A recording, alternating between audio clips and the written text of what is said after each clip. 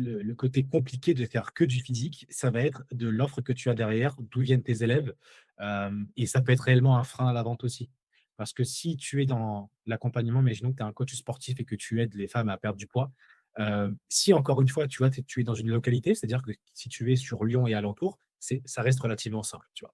Et au contraire, ça peut même motiver les personnes de se dire: «On se rencontre tous les mois, on fait, tu vois, une sorte de cours commun, tu vois? Et puis après on va manger, le midi ensemble».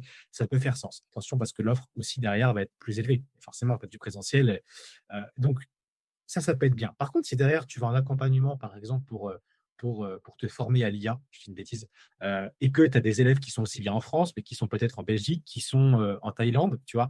Là, ça devient vraiment très compliqué et donc c'est pour ça que sur des accompagnements où tu as beaucoup plus ce côté distanciel, pour moi, c'est éventuellement un événement par promotion, si tu fonctionnes par promotion ou un événement dans l'année, et tu sais très bien qu'il y a pas tous les élèves qui vont venir et c'est OK, tu vois? C'est pas l'enjeu. Et le but, c'est plutôt de le faire de façon ponctuelle et pas de façon régulière. Voilà. Et je pense que ça dépend vraiment, voilà, de l'offre que tu as et du type d'avatar de profil que tu veux toucher.